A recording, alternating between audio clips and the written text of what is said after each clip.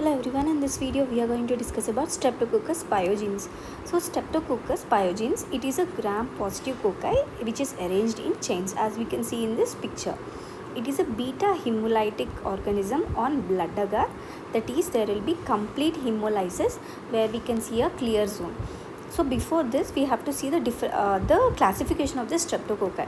The Streptococci is classified based on the oxygen requirement, that is complete aerobes or facultative anaerobes or obligate anaerobes.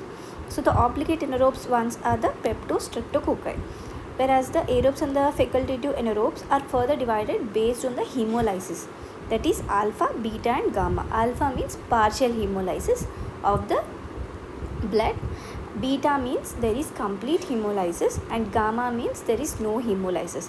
The examples for alpha hemolysis are Streptococcus pneumoniae, beta hemolysis are Streptococcus pyogenes and egalactaceae, and gamma are Enterococcus. So these beta hemolytic Streptococcus are further divided based on the Landsfield grouping. So that is based on C, that is carbohydrate antigen. So these are divided to 20 groups, that is starting from A to V except I and J. So these A, that is group A, beta hemolytic Streptococcus is further divided based on the Griffith typing, that is based on M protein. So this is the classification of the Streptococci. Today we are going to discuss about group A beta hemolytic Streptococcus, that is Streptococcus pyogenes.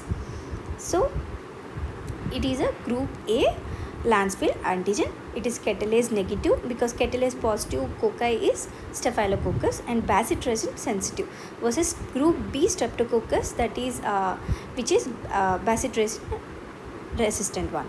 So coming to the virulence factors of this Streptococcus pyogenes, there are many virulence factors starting from first thing is M protein. This M protein will inhibit the phagocytosis. This M protein is also this is also responsible for the molecular mimicry. This is which causes rheumatic fever. So next one is streptolysin. Lysins means which lyses the blood cells, streptolysins. So these are of two types, Streptolysin O and Streptolysin S. O means oxygen labile. This causes beta hemolysis, and it also used in antigenic. It is also antigenic, so it is used in anti-ASO titer used in diagnosis. Streptolysin S, it is oxygen stable. S stands for stable, so it is an oxygen stable streptolysin. So these two streptolysin lyse the blood cells. Next is streptokinase. This activates the plasminogen and causes fibrinolysis. Next virulence factor is DNase B. This is useful in facilitating the spread of the disease for the bacteria. For the diagnostic purposes, we can use this for used in diagnostic titers in early infections. Next is hyaluronic acid capsule. It is a antiphagocytic capsule. Next virulence factor is lipoticoic acid and F protein. These binds a fibronectin. And C5a peptidase, it inhibits the phagocyte recruitment, and M and F proteins inhibit the epithelial invasion, and pyogenic exotoxin increases the cytokine release. So these are the virulence factors. So we can see in this picture, it consists of a capsule which is a hyaluronic acid capsule which inhibits the phagocytosis, and it consists of peptidoglycan, fibrae, lipoticoic acid, a cell membrane. So we can differentiate the virulence factors based on the exotoxins which helps in invasions. Which helps in invasion are the streptolysin, streptokinase and proteases, which helps in adhesion, that is M protein, lipoticoic acid and protein F. So these are the virulence factors of Streptococcus pyogenes. Coming to the clinical diseases it causes are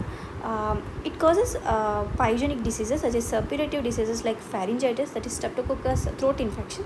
Streptococcus, we could also call it is generally called as strep throat, cellulitis impetigo, erysipelas, and necrotizing fasciitis. Coming to the toxigenic things, that is a scarlet fever, you can see sandpaper rash, strawberry tongue and Pastia lines, streptococcal toxic shock syndrome. Come to the immunogenic infections are post-infectious. After the infection, the things which happens, that is rheumatic fever following the streptococcal throat infection and all, post-streptococcal glomerulonephritis. Coming to the diagnosis, diagnosis can be done by throat swab, and we can also do staining. We can see gram-positive cocci which is arranged in chains, and rapid antigen detection test can be done. There is increase in the ASO titers and increase in the anti-DNase B, which is helpful in cases of recent infections. These two, beta-hemolysis on blood agar, we can see a clear zone. There is lysis of the blood cells, complete lysis of the blood, and there is a clear zone. So this is beta hemolysis on blood agar, and it is also bacitracin sensitive and PYR positive, that is pyranolide arylamidase test positive.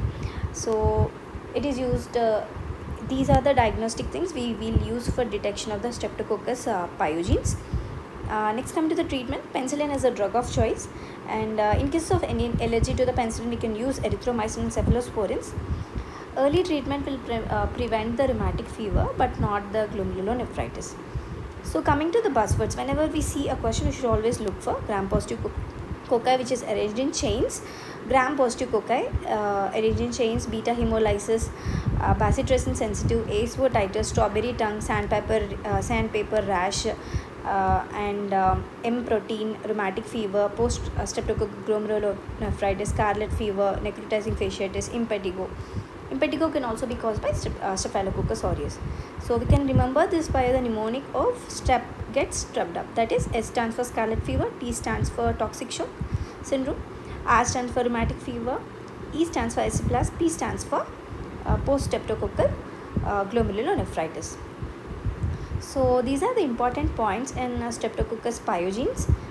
We should always remember the morphology of the organism. The tests which are positive are the bacitracin sensitivity, catalase negative, and beta hemolytic on blood agar, and the virulence factor should be remembered. So these are the important points in Streptococcus pyogenes.